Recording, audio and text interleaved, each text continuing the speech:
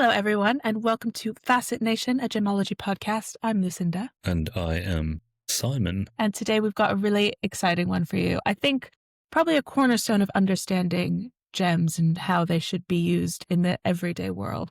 Simon, what are we carrying on with? Tonight, we're going to speak about durability. And crucially, there's 3 parts of durability, all of which we're going to cover. So the first is hardness, the second is toughness, and the third is stability. And it's important to understand all 3 as a gemologist, as a jeweler, but also just as somebody who has jewelry and loves gemstones. Because when you treat your stones right, they treat you right back. But if you don't, I've got a tourmaline with a chip in it, and it cries every time it sees me open my jewelry box. Yeah, it's quite tragic, isn't it, when someone breaks a stone? Even more tragic when a diamond or gem setter breaks your stone. Yes, and that does happen. You would be amazed.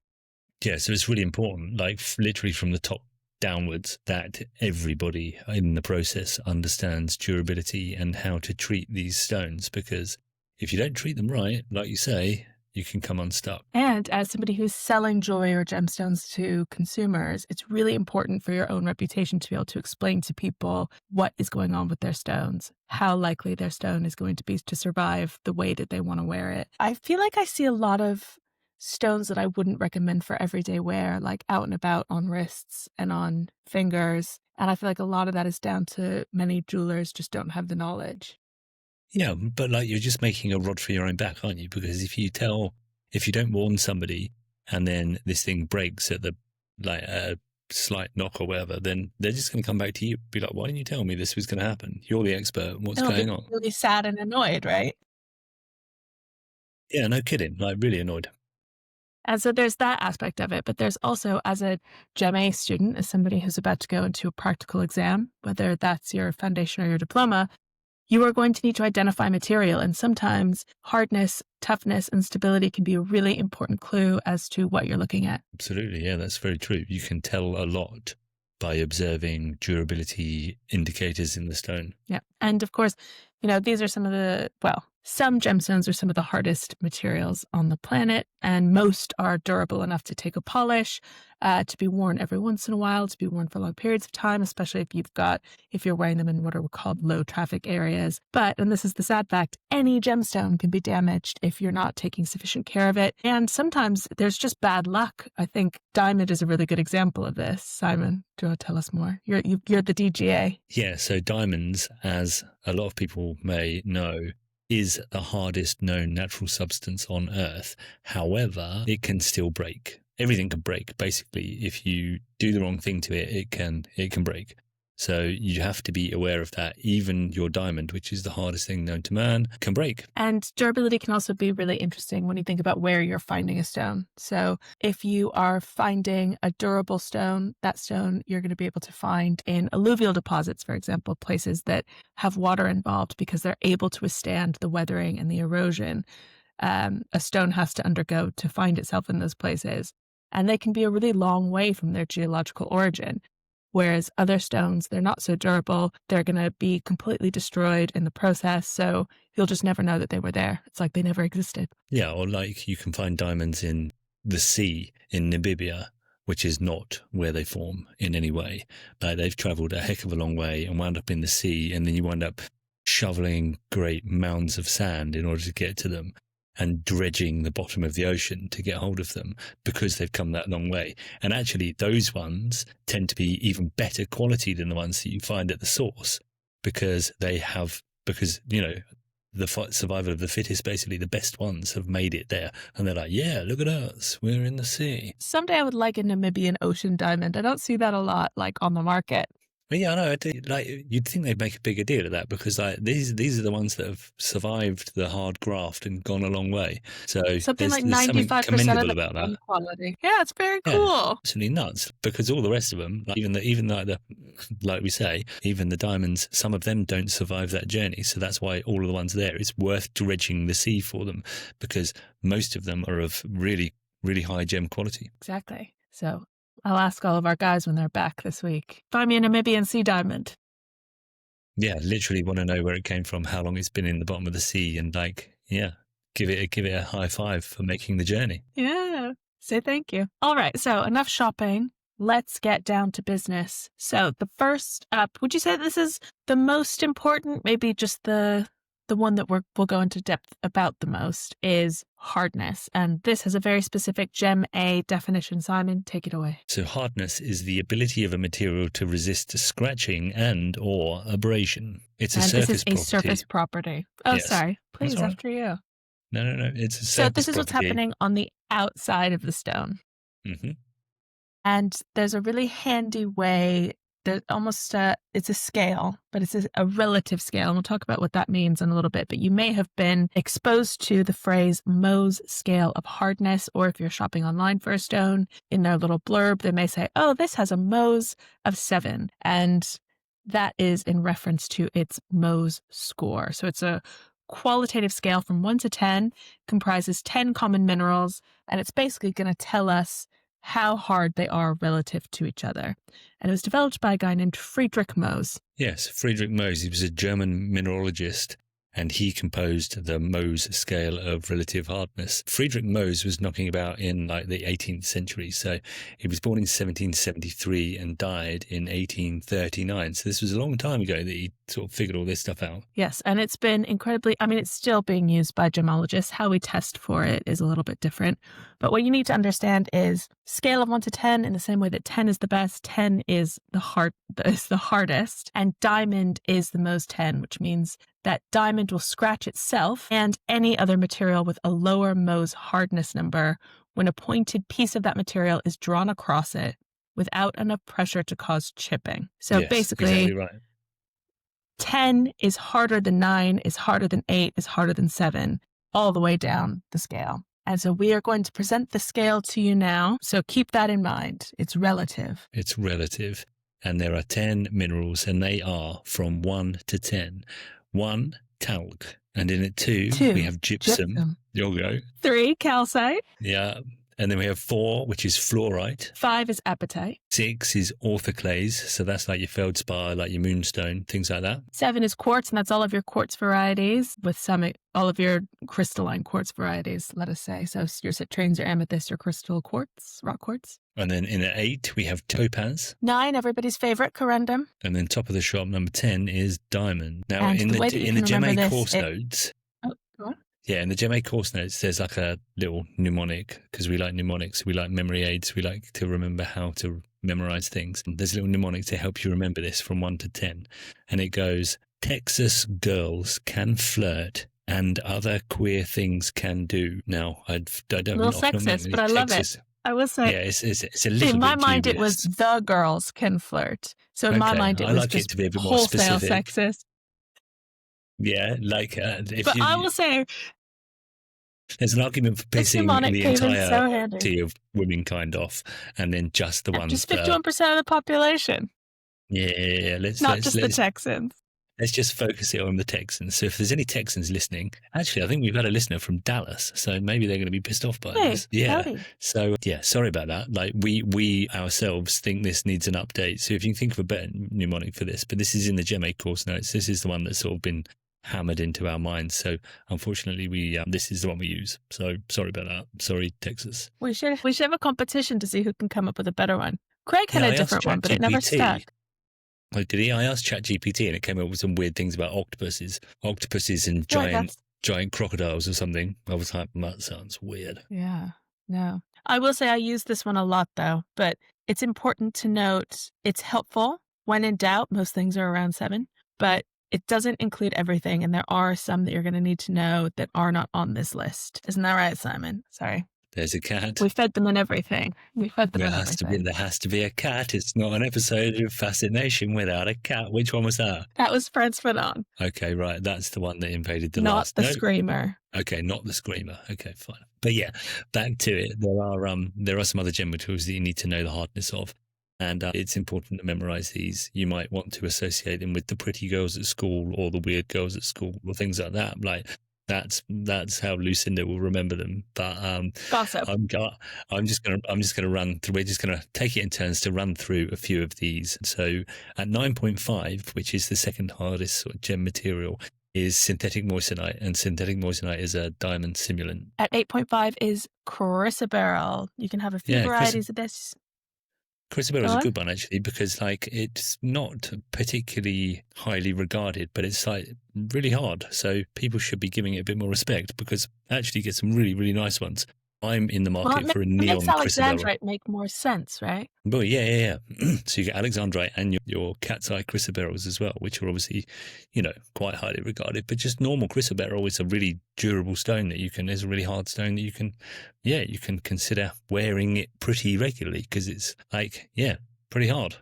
Justice for chrysoberyl. Yeah, Number 8, I 100%. think, is going to be the next big engagement ring stone. What is it? Yeah, Is it's that really right? big in the US, and I think it needs to start taking off in the UK, and that is spinel.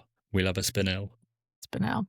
But equally, the thinking man's stone at 7.5, you have beryl. So that is your aquamarines, your heliodores. Emerald tends to be a little on the low side, a little bit lower than this. And zircons as well, which everybody always forgets about. Yeah, we like zircons as well, and we're going to speak a bit more about zircons and their hardness versus their toughness in a minute. At 7 to 7.5, we've got iolite, which is the one that looks a bit like tanzanite. It's like a bluey purpley stone. 7.25 is your hessonite, pyrope, and almandine garnets. Yeah. So a lot of the garnets are sort of, relatively hard. Good stuff to be wearing. Harder than your quartz is, harder than dust, which is the important thing. At 7, we got tourmaline and jadeite. So they're still sort of doing all right. Yeah.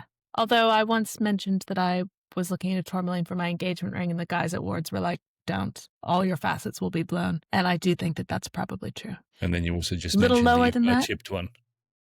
Yeah. R.I.P. my little friend. Literally just, he was in my, I mean, I probably slammed the lid of my jewelry box on him at least once, but he's okay. I'll do it.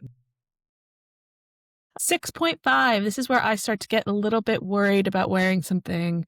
Demantoid garnet, beautiful, has issues. Peridot, tanzanite, and nephrite. So lots of jewelers don't like these stones because they're a pain in the ass, basically. You set them in a ring and somebody's coming back all the time asking why it's chipped. Yeah, so we got some issues from basically here downwards. 6s are feldspars, the rest of the feldspars, opal, natural glass, and paste. So, glass. 4, Whitby jet. Very interesting material. Not great for everyday wear on your rings. Sorry, goths. No, specifically Whitby jet, though, because jet, as we'll find out, is a little bit lower down.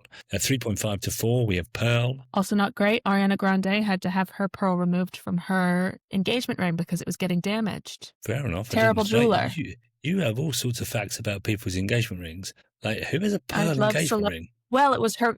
So it was her grandfather's tie pin pearl, and it was set with an oval diamond, like in a trois moi kind of setting. And then people said she wasn't wearing it anymore. And people said it was because the pearl was getting damaged, which it would do. And also pearls tend to be glued in, so not secure at all on an engagement ring.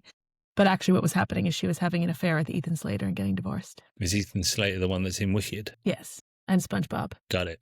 Okay, fine. Well, there we go. A bit of topical celebrity Bit of lore for you guys. Yeah. Coming in hot at 2.5 to 3.5, coral. I actually love coral. I feel bad about wearing it because those polyps are just trying to build a home, but it's beautiful, but not very hard. No. And then below that, we have normal jet, so not jet from Whitby. That's 2.5, along with Lucinda's mate, Amber. Another thing, I have a massive cracked ring. This was all before I did the FGA, guys, don't worry. And 2 to 3, last but not least, you shouldn't be wearing it though. It is ivory. Yeah, you shouldn't be wearing it. Lots of dubious things. In fact, you can't even buy it. So is it relevant? Yeah. Maybe. Just say no. Just say no.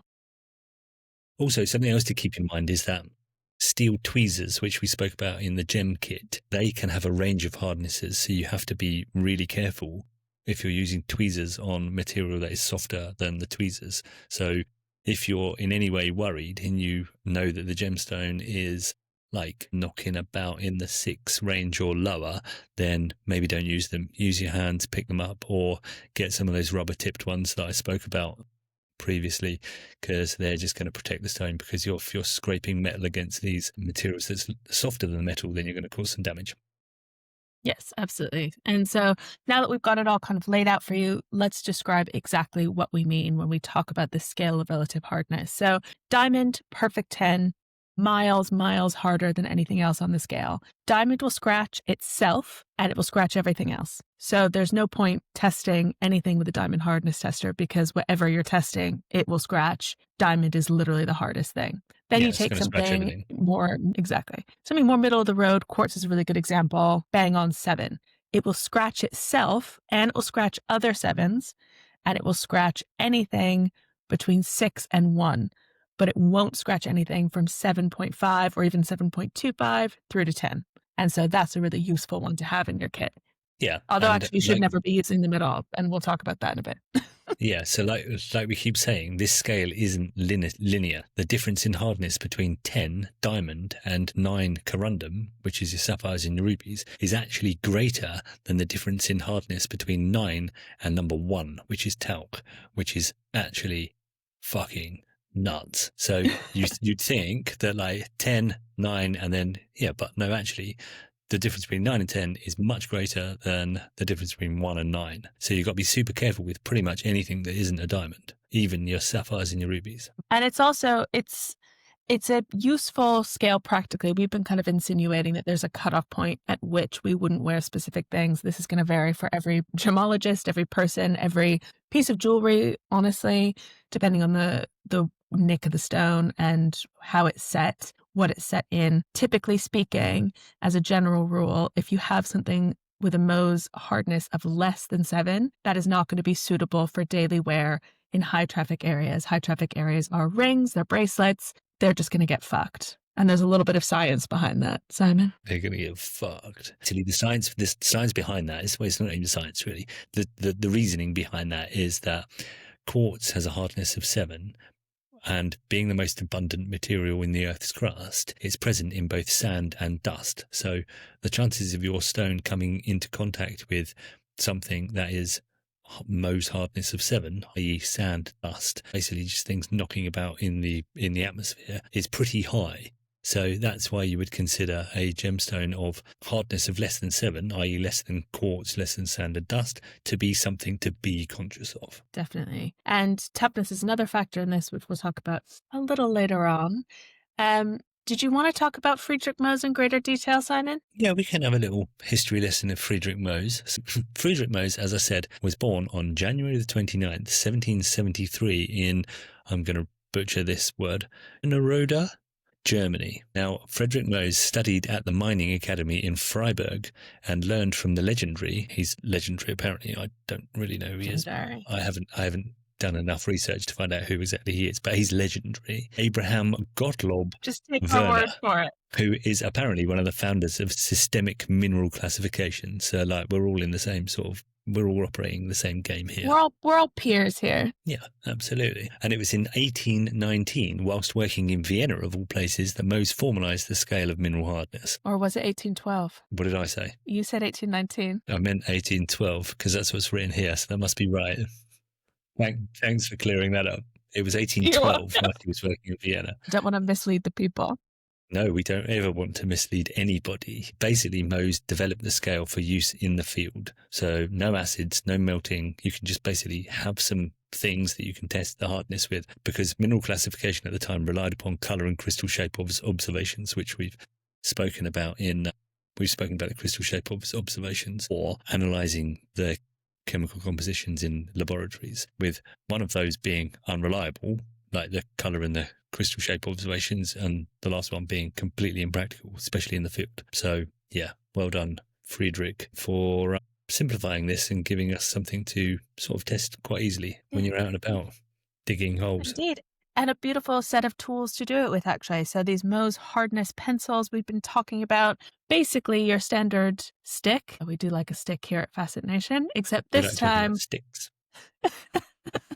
This time it has a little dagger of the relevant material on the end, and you can use it. Comes in a full set, so it's a full set of 9, one for every useful Mohs hardness classification. A talc pencil isn't necessary because it's only going to get scratched. It's never going to scratch or tell you anything. And you basically take your pencil and you take the material that you're testing and you try and scratch it and you see what happens, which is fine when you're looking at rough, but there are a few rules that Gem recommends you stick to when using these. I don't think I've ever actually used these. Did we get a go on these? No, to be honest, I think the ones that were at Gem were like 1,000 years old or something, so we were only allowed to sort of like look at them at Basically, a distance. it's very old science or stuff, that they're you using. You can't go out scratching in the field. shit with them because like they're probably some sort of antique relic that's worth loads of money.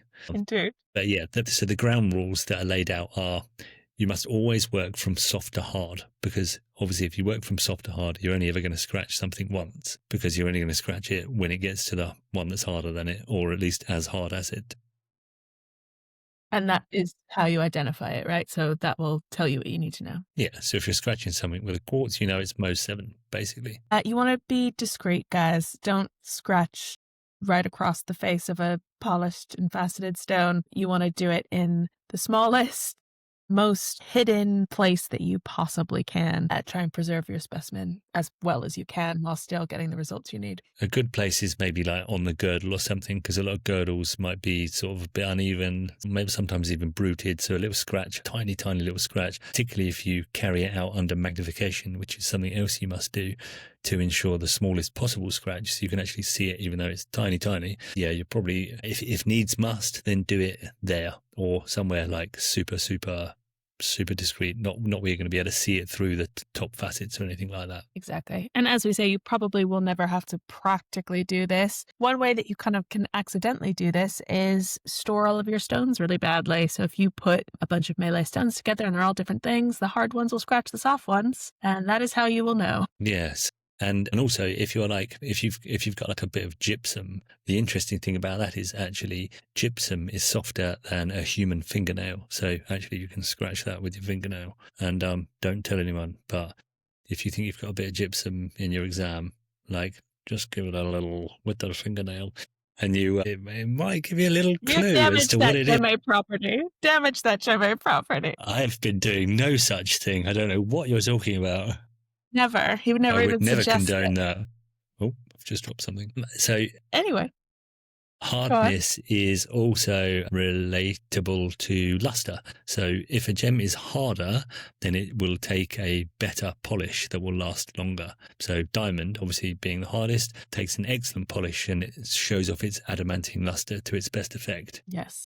And this can also be really useful in identifying composite materials. So when two materials are put into one kind of fakely to appear to be something that they are not, the observable difference between the hardness and the luster of these materials can actually give you a really good clue as to what you're looking at. Classic examples, the garnet top doublet.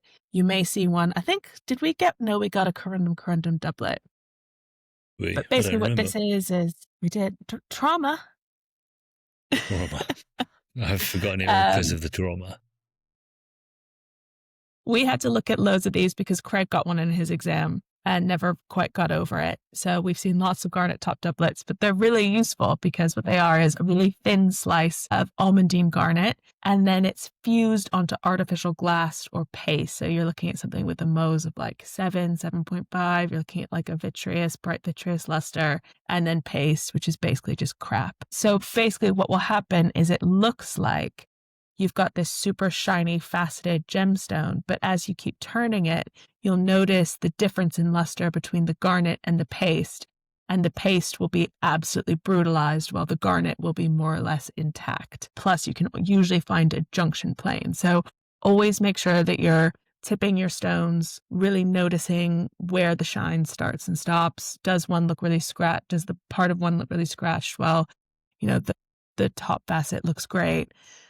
These little differences are really important to identification. Yeah, so getting the reflected light on it, getting to see the difference. You might see some like a series of scratches on the softer paste, and then all of a sudden they stop, and you're like, "Oh, that's weird." And it's not weird; it's because it's a different material. Yep, and the top looks super shiny, and the bottom looks a little less shiny. Yep, exactly that. Another example, we had a good time with these during our corundum episode, glass-filled rubies. What are you looking for? Yeah, so they're another example where you can observe a luster difference between the ruby and the glass filler. So you'll get your reflected light on it, and you'll see like, oh, there's sort of weird veins and patches of differing luster. So you might see the shiny, you might see it reflecting more off the ruby bits, and then reflecting less off the bits where the glass sort of reaches the surface. So clues as to the hardness of a material. You're looking for the luster, but you're also looking for scratches, abrasions, and how sharp the facet edges are. So those are really, and when you're talking about external observations, those are kind of the things that I like to hit. How scratched up is this? What do the facets look like? Are they super sharp? And how are the facet edges looking? And that's a really good way of kind of getting a sense of where you are with a stone. Yeah, any sort of sharpness will indicate that it's taking a better polish. It's being a bit more resistant to these abrasions and things. You're going to be able to get a much sharper, finer, more defined facet. What you don't want to do is confuse scratches with polishing lines, especially if you're doing your foundation or your diploma at Gem A. You're going to see a lot of polishing lines because what you're looking at is really cheap material. Nobody is, taking their time to polish these things. So the way that you can kind of tell the difference is that polishing lines tend to be straight and parallel, and the orientation will change from facet to facet, whereas scratches are totally random. Yeah, they're going to be like all over the place. There's no rhyme or reason to them. Whereas if you're polishing something, you are literally polishing it one way and then polishing another way to create a different facet. So yeah, that's when you're going to see those. But this is not all. There's not just one kind of hardness. There is also what's called differential hardness. We were tested on this was it our foundation? I don't know. Like, your memory is ridiculous. How do you not remember any of this? I just don't. Like, they asked us a question about this, so it's worth learning. See, I sit and obsess about it, and I wake up at 3 a.m. still thinking about what I should have said. Right. Well, yeah, no, I don't remember any of that.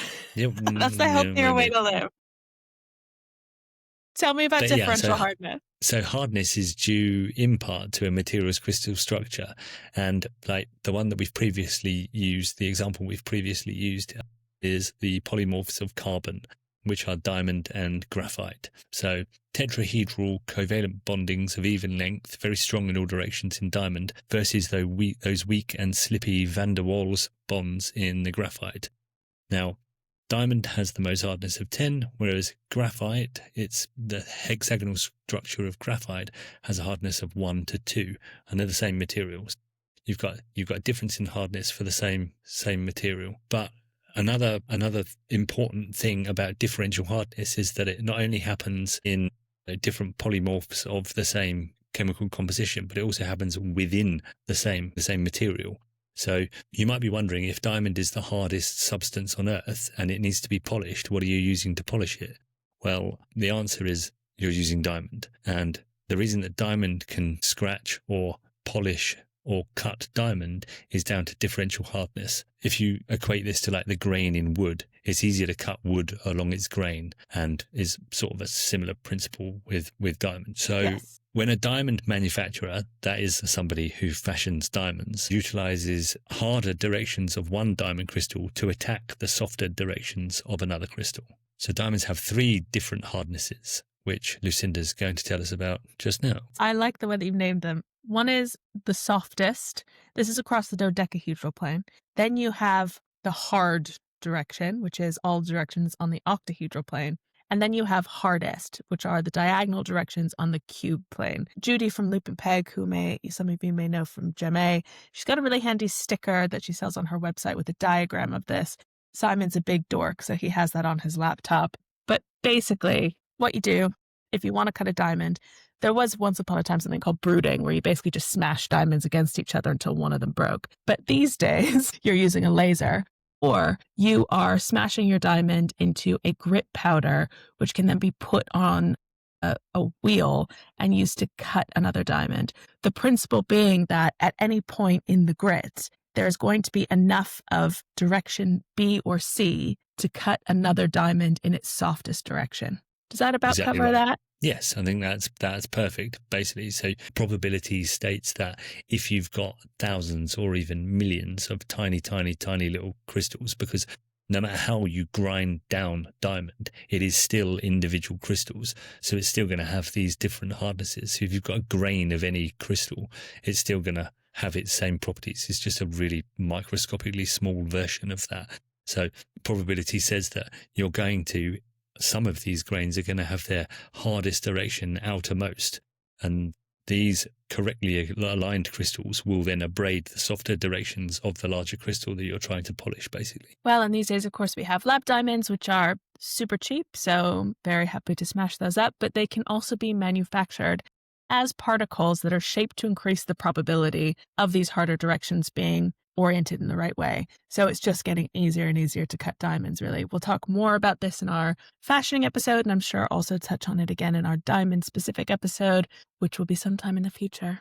Don't worry, guys, we'll get there. Yeah, and before you polish diamonds, you also need to split them sometimes, and that you do that by cleaving them, which is something we're going to talk about in more detail in a minute. But cleaving was basically a really scary job many years ago, and that is famously how the Cullinan diamond was divided, which, if anybody doesn't know, the Cullinan is the largest gem quality rough diamond ever found. So imagine being tasked with splitting that into smaller pieces in order for it to be polished. That task was actually given to a man by the name of Joseph Asher, and it was the Asher cut fame? Of the Asher family fame, who developed the Asher cut. And the Cullinan diamond was cleaved on February the 10th, 1908, and he spent weeks and weeks analysing this 3,106 carat rough crystal, and then struck the crucial blow on February the 10th, 1908, and is said, although I don't necessarily believe this, to have fainted immediately thereafter because of the stress and the worry of doing it. I 100% believe that. I would be... I mean, that's the crazy thing about cleaving. You're literally just whacking it and hoping for the best. Literally just whacking it, yeah. Just as a bit more history on the Cullinan, that stone was actually cleaved into 2 main stones and then 7 smaller fragments, and these can now be found in the British Crown Jewels. So if you want to go to the Tower of London and see them, you can. I'm dubious as to whether they're the real ones, but whatever. I'm sure they're... I think everything that we see is... I'm about to come across like a real tinfoil hat girl, but I think most of the very precious things that we see are actually replicas. Yeah, you're probably right. The cynic's view of life. Yeah, Taylor Swift's engagement ring, that's a replica. The real one's in a safe somewhere. It's a bit sad, isn't it? Well, how can it be a replica if it's like that weird old cut? Because you can just make a lab diamond and then cut it in that weird way. Suppose good. Yep, sad. Anyway, back to the matter at hand. Cleaving, it can only be performed parallel to the octahedral faces. So often these aren't going to be the best shapes for maximizing yield, which is why people started looking at different ways to do this. Simon? Yeah. And that brings us back to hardness again and utilizing the differential hardness of diamond. So they started developing a way of splitting diamonds by sawing them. Again, this can only be done in specific directions, and it would be using a diamond powder coated blade. And the process basically takes a very long time. And you sort of burrowing away. The sound must be appalling. Yeah, and you must have to it must have to be lubricated all the time and stuff, and just grinding away at it. It takes literally hours to get through even small diamond material. But again, this is something that we're going to talk more in detail on in our fashioning episode. But essentially, you can only saw a diamond using a diamond powder coated blade in the cubic or dodecahedral directions, and not parallel with an octahedral face, as this is the cleavage plane, and then you'll have all sorts of problems. A lot easier is just to use a laser sawing. These guys just vaporize bonds in any direction, so it's a free-for-all. You can do whatever you want. Your computer does the math for you to calculate maximum yield. You press a button and it goes zoop, and you're done. Yeah, it's literally just destroying the bonds. Makes it much better. You get a much better yield. You're not wasting material, which is, this is valuable stuff. You don't want to be sort of, shaving it all off in directions that you don't want to, and not producing the shapes and the cuts that you want. That is so true. Well, we've talked a lot about diamond, but do not worry, gemstone lovers, because there are other examples of differential hardness.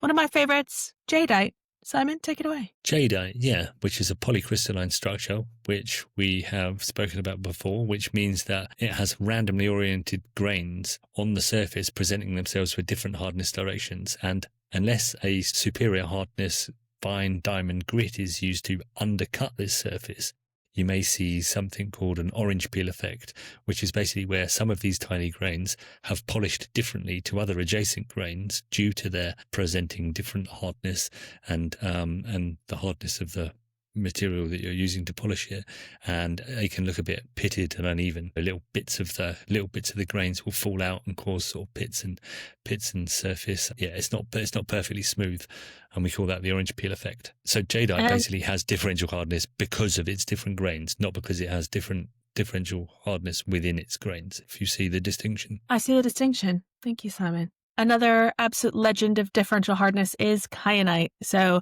it's this kind of lovely blue-green to blue color. It grows in those really long, narrow-bladed crystals. If you've got kind of a gem geek in the family, this is probably one of the first specimens you saw. People love them. They're very cool. But what's also interesting about it is that it has a hardness of 4.5 to 5 parallel to the length, and a hardness of 7 across its width. It used to be called dysthene, which means 2 strengths, and this makes it an absolute pain in the ass to cut because you're dealing with totally different materials, basically from a hardness perspective, depending on which way you're cutting and faceting, which is why lots of facetors won't touch it, lots of setters won't touch it, despite this kind of beautiful blue color. Yeah, they're really cool looking crystals, actually, but literally just look like, and you can even, when you look at them, see the directional hardness in them just by looking at the crystals, because you can see, well, look, this is sort of like looking more rough that way than it is the other way. Yeah. So remember, guys, if someone is asking you, and by someone I mean the Gem Exam board, to give 3 examples of differential hardness, you've got diamond, you've got kyanite, and you've got jadeite, and that should do you. Yeah, perfect. Yeah, that's going to do it. Another thing that you need to know, particularly on the diploma course, is about the streak test. Now, the streak test... Another dubious testing method. Yeah, another dubious testing method, because it's basically going to knacker the material under test. But you can tell a lot about certain gem material by dragging it across a piece of unglazed porcelain, which is... I don't know if it's does it specifically have to be unglazed porcelain, or can you drag it across something else? No, it has to be that. It has to be that. Fine. But as we said, this is destructive and must be performed with care. The streak colours, i.e. what the dust that's left behind on said unglazed porcelain, can tell you a lot about the material that you have streaked across it. And there will be, we may get more into this in like single gem episodes, because there are some simulants that this will ostensibly help you tell the difference between, but these are kind of the useful ones to know. Yeah, that's true, because some of the simulants of various things will streak slightly differently to their natural counterpart, as it were. So the first one is hematite, which you may or may not know has a grey, silvery, metallic body colour, but if you streak it across your unglazed porcelain, it's going to have a red to reddish brown streak, which is interesting, because you never guess that looking at its shiny quite incongruous. Outer. Yeah. But then if you look carefully at hematite, sometimes it does, you can see that that's in it. It's iron oxide, isn't it? Yeah. So if it's basically... If you can get light through a sort of slightly thinner edge of it, you will actually see that it's kind of got this reddish brown colour. Craig always used to say that Guinness, as much as it appears red, bollocks, as much as it appears black, you ruined it, you spoiled it, and they call it the black stuff. In truth, it has actually sort of got a reddy tinge to it, Guinness. So if you shine light through a pint of Guinness before you've split the G, which is all the rage nowadays, you will actually see that it has a sort of reddish colour rather than being black. Hematite's the same way. A little less interesting, gold. So you can streak test gold, it will appear golden colour, and the streak will be gold. Simple as that. But then I suppose that's how you might distinguish it from pyrite, although you'd have to be pretty dumb to confuse gold with pyrite, but you never know, because that is... We live in hope with gold prices the way they are. Commonly known as fool's gold, because it kind of has this sort of yellowish, goldy, metallic appearance. But if you streak pyrite, that's going to look sort of greenish to black on your unglazed porcelain. We love fool's gold in California because obviously we're the golden state, because we had the gold rush. And so all of our ancestors thought they were going to be millionaires, but they just had a bunch of pyrite. So now they make children go panning for fool's gold. Anyway. That's depressing, isn't it? Well, we're honouring our foolish ancestors on their covered wagons. Malachite, creepy in its natural form, less creepy on the streak. So this is a banded green material, and it has a pale green streak, which is actually quite attractive, I think. You like the pale green streak of a malachite, do you? I do. I like malachite, just not when it's botryoidal. Okay, fine. So you like malachite as long as it's not lumpy. I think that's fair enough. That's my general rule for most things. Okay. As long as it's not lumpy, I'm in. Okay, yeah, fine. Like mashed potato. Mattresses, gravies, other things that can be lumpy. Yeah. Okay, cool. Next up is lapis. Have we decided how we're going to say this? Lazuli? Lapis lazuli.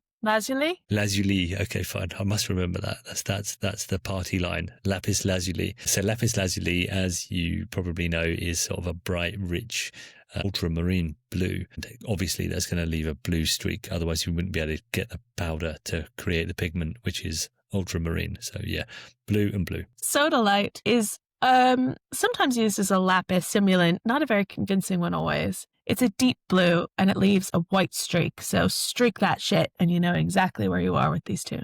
We did get stressed about sodalite towards the end, didn't we? I started getting quite stressed about all of those sort of simulants of lapis and turquoise because they all look exactly the same as each other. And they look equally shit. So like, how are you supposed to tell which one is which?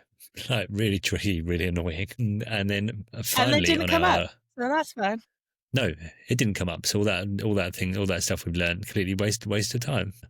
I used to repeat the streaks over and over to myself. Yeah, literally over and over to myself. I memorized them all, and totally waste of time. Finally, look how helpful it is now. Yeah. So guys, make sure you remember this stuff because it might come up on the exam, but it didn't on ours. Not even close. Our final streaker is the Whitby Jet, the famous Whitby Jet, which is actually black, not like Guinness. It is black as you like. But if you streak it, it's dark chocolate brown. Although you're probably not allowed to call it chocolate brown because we don't like those modifiers. So yeah, like a dark brown. Yeah, dark brown. And that's your hardness for you. Now, Simon, are you a hardness girly or a toughness girly? Which one calls to you more? That's a tricky question. Like, I suppose you're always gonna want something that's tough, aren't you? I mean, they need to be sort of in equal balance, I suppose, because like, as we all know, I'm a big fan of a zircon, but I don't have a lot of zircon because it's not very tough, which we'll come on to in just a second. So yeah, tricky one. What about you? Toughness girly. I think because I love emeralds and emeralds are not tough, but also because I find it the most impressive when I say to people, oh, but it's just not a tough material. I wouldn't recommend that. People are like, oh, she's got an education. So do you like toughness because you can sound clever? Exactly. Okay, yeah. I mean, that's a good yardstick on what stuff that you like. Right? If you can make yourself sound clever, then. Because as you say, shiny is as shiny does. If it's going to chip, if it's going to fracture, what's the point? Yeah, no, it's tricky, isn't it? So toughness then is a body property. So the first one was a surface property. This is a body property, and it refers to a material's ability to resist fracture and or cleavage. There is no scale to memorize for this one, guys. Unfortunately, you just need to know them stone for stone. It's not even a family by family thing because they can vary, especially like beryl. Understanding it is absolutely critical, not just so you can sound clever in front of your clients, but so that you can pass your exam, but also operate responsibly in the jewelry world. You don't want to be recommending hyacinite to somebody and then they're absolutely fucked. Totally right. Yeah. No, couldn't agree more. So using zircon as the example, which we just mentioned, zircon's actually sort of hardish. It's like 6.5 to 7.5, but it is not in any way tough. And the classic nibbled facet edges, which is something you can even write in your exam because it is a way of referring to the damage that you see on zircons,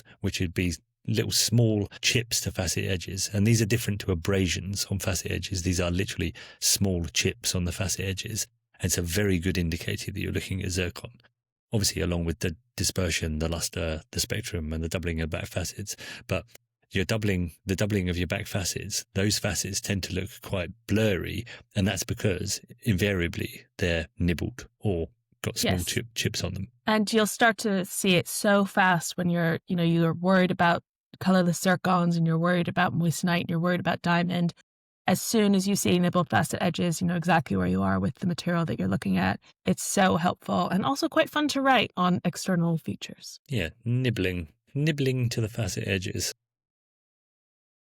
Meanwhile, toughness in polycrystalline material will depend on whether it has a granular or a fibrous texture. So one of my favorites, as we discussed last week, is nephrite, which has a relatively low hardness. We touched on it at 6.5, but it has excellent toughness. It's actually one of the toughest materials on the planet because it is cryptocrystalline, which, as we covered last week or 2 weeks ago, the crystals are so small that you can't even see them with a microscope, and they're so closely and entwined and densely packed that you are not going to fracture or chip that motherfucker unless you're really, really trying to.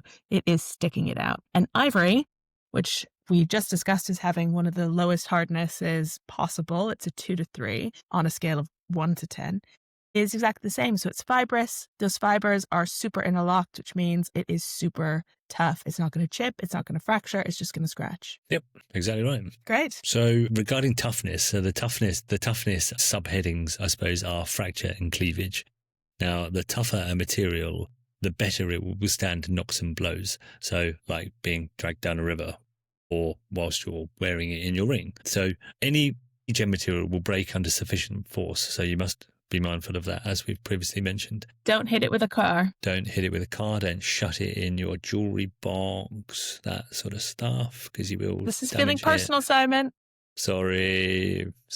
You keep giving me the ammunition. And then also heat and temperature can be another cause of breakage and fracture in gem material. And this is due to expansion as it heats and then contraction when it cools. Now, this is called thermal expansion and is the reason gems break when they are cooled quickly during workshop repairs. So obviously you need heat in order to repair the metal, and sometimes like really high heat in order to be able to solder metal and things like that.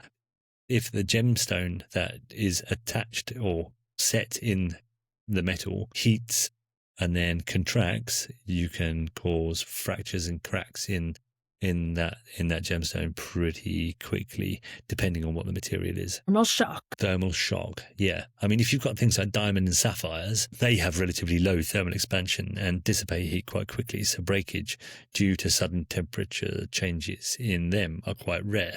But things like quartz and emerald, they're particularly susceptible to this. And we have one example which Lucinda's going to tell us about. Yes, it can be used for evil in an example called Crackled Quartz. And basically what Crackled Quartz is, it's an emerald simulant. Okay. And we actually had one in our foundation baggie. And I remember looking at it and I was like, oh, well, I don't really know what any of this is, but I know what this is. This is an emerald. And then I put it on the flat lamp and I could see very clearly that it was a colorless stone that had been thermal shocked to open up fissures and cleavage and fracture and dyed green. So basically what happens is you take a bit of colorless quartz and rock crystal, heat it really fast, cool it really fast, and then submerge it in a colored dye. And the fast contraction and the subsequent fracturing allows the dye to enter into these like small fissures. And it basically changes it into a green material, which you can put on a flat lamp and see, but from a distance, it actually looks pretty good. It's called crackling, hence crackled quartz. Yeah, it actually doesn't look too bad from a distance, but as soon as you get it on a flat lamp, you're going to see those little veins of the concentrations of dye in the cracks, basically the network of fractures and cracks. The flat lamp is truly the unsung hero of the gem kit. Yeah, sometimes it's really, really helpful. You've got to make sure when you're testing gems, you put everything on the flat lamp, because sometimes you can see things that, there's some pretty immediate things that you can see. Yeah. So fracture it occurs in quartz, obviously, but it occurs in both crystalline and polycrystalline material. Unlike cleavage, which only occurs in crystalline materials, not all of them, this is kind of anybody's game, and there's a few different kinds. So, Simon, what are the types of fractures that people might see? And these are actually really useful to add to your vocab for when you are testing. You see something, you get marks if you write down the kind of fractures that you're seeing. Yeah, definitely. So you want to be able to describe the fractures that you're seeing. So the first one is conchoidal. Yes. Okay, fine, thank you. Conchoidal, which means shell-like, and that basically shows fissures or breaks in concentric ripples, basically like the ridges on a shell. Again, very descriptive. We're not sort of making up words here. We're just literally calling it like it is. And this is quite often glass and quartz, pretty common to fracture this way. It's very distinctive, useful descriptor to have in your pocket. Yeah. The next one would be Hackley, which is an uneven or rough or jagged fracture surface. So quite different to the quite sort of smooth, ripply, conchoidal fracture. And this will happen in fibrous materials like your nephrites, like your ivories. They would typically display a Hackley fracture. So when they break off, they've got like a rough a rough, uneven surface. This next one's hurting my feelings. Why? Because I recognize it from my own life. Yeah. Go on, Simon. So the last one that we're going to talk about is a smooth fracture, which is like an even or shiny or curved or dish-like fracture. And this you will often see in Lucinda's tourmaline when she's shut it in the jewellery box lid. Oh dear. Alas. Well, one thing my tourmaline hasn't done is cleaved. So fractures, non-directional, kind of random, can happen to the best of us. Cleavage, it will only happen to certain specific stones. Simon, who's cleaving? So yeah, cleavage is directional and occurs along structural planes in the lattice where there are weaker atomic bonds. So that's something really important to remember. Sometimes you get cleavage that's internal, and that's known as incipient cleavage, or external, which then would be referred to as cleavage faces, where whole sections have basically broken off. Cleavage faces are often quite flat and smooth, and the smoothest cleaving material is known to have perfect cleavage. So if your gem material has perfect cleavage, then the external cleavage faces are going to be quite smooth, and that's so quite a good way of identifying some things. Yeah, absolutely. Especially when you're dealing with crystals, having a cleavage face can be so helpful because it tells you something really important about the stone, which is that it has directional properties. And cleavage can be exploited to split gem material, as we mentioned earlier, before faceting. And a crystal can also have several directions of cleavage that relate to its crystal form. So fluorite is one of the best examples. I mean, I feel like we talk about fluorite a lot for a stone that you maybe don't see as much in the trade, but in terms of gemology, it's doing so many interesting things. It has what is called perfect octahedral cleavage, which means it can appear as a perfect single crystal shaped like an octahedron, but that isn't actually how it grows. It's just because it's so easy to cleave that it's almost always cleaved. So almost every time you see it, it will be a cleaved specimen. Diamond has exactly the same cleavage. It's just quite a lot harder to cleave. It's just and more quite a lot harder to cleave. Exactly. Yeah, it's quite a lot harder and it's more difficult to cleave. Yeah. Thank you, Simon. You're welcome. Polycrystalline materials may also possess cleavage, but that cleavage is going to happen within the individual crystal grains, and due to the size of them and their random orientations, they will show fracture as a whole of the material, but the individual grains might actually be cleaved, although it's impossible to discern the difference because the grains are so small that you can't actually see the cleavage on the different grains. So yeah, and it's also quite hard for in fact virtually impossible because they're randomly oriented, for the cleavages to line up. So traveling from one grain to the next is basically not happening, which is why these polycrystalline materials or these microcrystalline materials have better toughness generally. Absolutely. And one person who's not going to cleave, that is your amorphous materials. They don't have any large-scale crystallinity, so there just isn't that directional property to cleave. It's just not going to happen. So things like amber, pearl, coral, never going to have cleavage. So if you're seeing that, you're not looking like you think you're looking at. Absolutely right. Yeah. When you're referring to cleavage or describing it, you need to note its direction and its quality. So the quality is described as perfect, good, fair, or poor. And the amount of force required to cause cleavage varies not only between different gem material, but also between different cleavage directions. So a perfect cleavage face may show very shallow steps where the break has occurred along different yet parallel layers in the structure. So as much as it's going to be smooth on the one layer, you might actually have another slightly lower down cleavage, which is also going to be smooth, but creates like a stepping down appearance. This is called stepped cleavage. See, again, quite descriptive and not very complicated. These cleavage faces may also show a pearly luster, and this is also due to the layers, but explaining that is for another time entirely. And when you're looking at incipient cleavage, which always really stresses me out, but it's not uncommon, So this is the kind of cleavage that's inside the material, hasn't yet reached the surface. It can extend throughout a stone or crystal, or it may just be a sort of flat disc shape, and they can reflect or block light, and they show iridescence. So really useful to get them under the polariscope, do a little twisty, and you might be able to read them with your conoscope. It could indicate a weakness which could extend in the future, which is why I like to watch incipient cleavage like a hawk. I get really worried about buying stones with incipient cleavage. Am I just paranoid? No, I would agree. So if you see incipient cleavage, you're always just constantly worried that that's just going to get slightly longer, slightly bigger, because it's only going to take like one very specific knock to it, and you're going to be like, and then it's gone, because that's showing you exactly the direction of the weakness, and that weakness is potentially going to extend because the weakness is can carry on. Exactly. And there are some breakages. This occurs in tourmaline quartz and beryl that can be vaguely aligned with the crystal structure, but ultimately in their appearance, it's indistinguishable from a fracture. This is classed as very indistinct cleavage. So could be cleavage, could be a fracture. Anyone's guess, really. It doesn't really matter because they basically look exactly the same. Yeah. So our single crystal cleavages, the ones that you need to sort of remember and literally commit to memory are, so diamond has perfect, difficult cleavage in 4 directions, and it's octahedral. Yeah? Remember that. Fluorite has perfect, easy cleavage in 4 directions, and it's octahedral. So you're just thinking 2 different sides of the coin. Yep.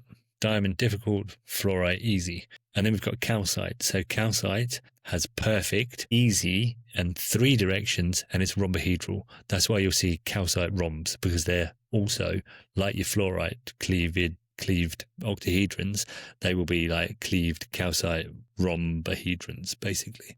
And then you have topaz, which has perfect, easy cleavage in 1 direction, and that direction is basal/pinacoidal. So if you think about the crystal, it's just chopping it off at the kneecaps. Yeah, and this is really helpful in identifying topaz crystals, because if you look at it, you will almost always see a basal cleavage in it, or even in faceted material, you might see where the basal cleavage is. So when you're cutting topaz, you need to make sure you're cutting the table facet at least at like a 5-degree angle at least to the basal cleavage. Otherwise, you're just going to be slipping away and you're not going to be able to polish it. And tourmaline has very poor, difficult cleavage in 1 direction, and this is also basal. Yeah, and this so is again, this is what we're discussing, where it may as well be a fracture. Yeah. Yeah.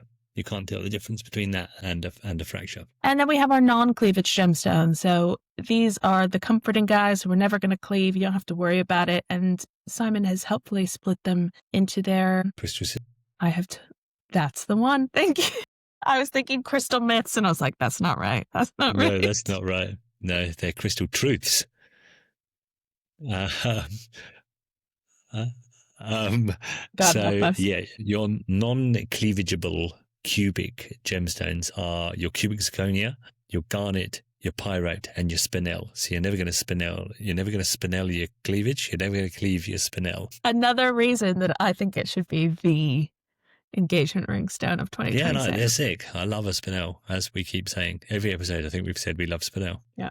It's just because I've got my one. I'm keeping an eye on it. It was out for business. It's back now. Okay, good. No, your zircon is not going to cleave, y'all. It is going to get nippled facet edges, though. It is going to get very nippled facet edges. The trigonal non-cleavage gemstone would be corundum, so that's your rubies and sapphires. And your hexagonal would be synthetic moissanite. Yeah. Which used to be popular. Now lab diamonds are so cheap. Yeah, although I still occasionally get customers coming in saying they want a synthetic moissanite. Really? I find it a bit weird, but whatever. They're actually quite cool looking because they're so dispersive. Yeah. Yeah. They don't cleave, unlike a diamond. So that's something in its Crucial. favour. Yeah. Your orthorhombic non-cleaving gemstone would be cinnaulite. Which I really wanted one of our stones to be a cinnaulite, and it never was. Why? I would have given anything for a cinnaulite. They're quite hard. Because I'm too paranoid for the peridot. I'm too paranoid for a peridot, so I'm always like, it's not a peridot, it's a cinnaulite. It's not a cinnaulite, it's just a peridot. And then remember, guys, all of the polycrystalline anamorphous stones, they're not going to cleave. It's all good. You have to worry. Yeah. As we mentioned in the corundum episode, you need to be aware of parting as well. And that's a tendency for material to split along a twinning plane. Now, this looks like cleavage, but it isn't, and is sometimes even called false cleavage. Parting is only found along these layers of weakness and not throughout the material, so that's something to be aware of. So your corundum will not cleave, but it might part along its lamella twinning layers. Be very unlucky. You'd probably be quite unlucky, yes, that's fair to say.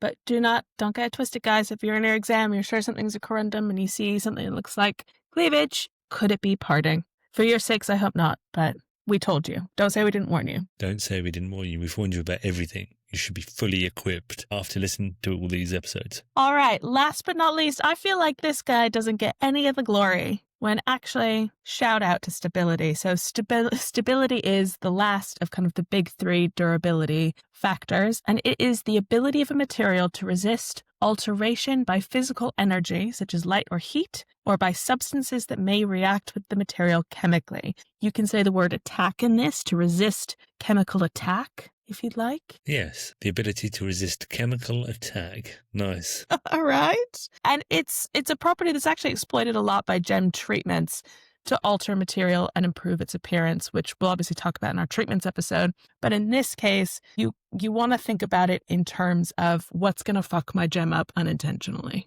And there are a few that you really need to be aware of, which I wish more people were, but here we are. The year's 2025. Simon, what's first on the list? Yeah, so opals are a really risky business, opals. If you expose them to enough heat or light for extended periods, then they're going to dehydrate and they're going to get crazing and cracking on the surfaces. And once you've got that, that's game over for your opal. And now some opals are super expensive, so you really want to be very conscious of this and look after your opals and make sure they don't dehydrate. You have to keep them in a box basically with a little thimble of water or they lose their minds. I always like to think of opal as like she's on the edge already and then she gets too close to a radiator one night and just fucking loses it and it's over. Shit.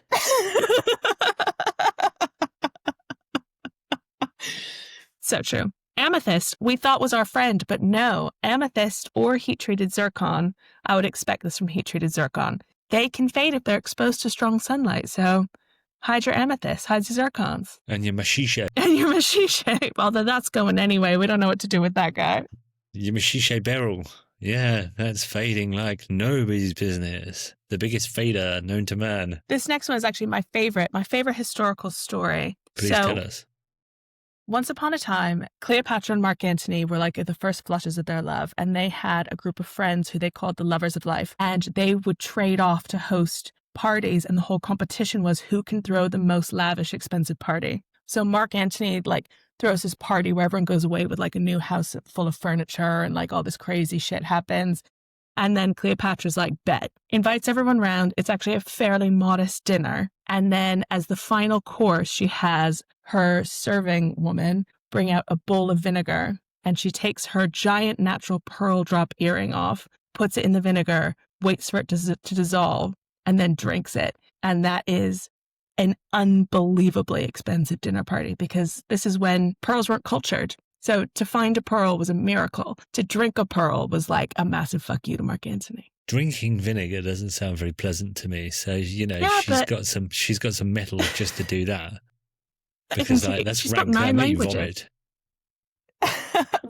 with dissolved pearl in it. Pretty extraordinary stuff, actually. Yeah.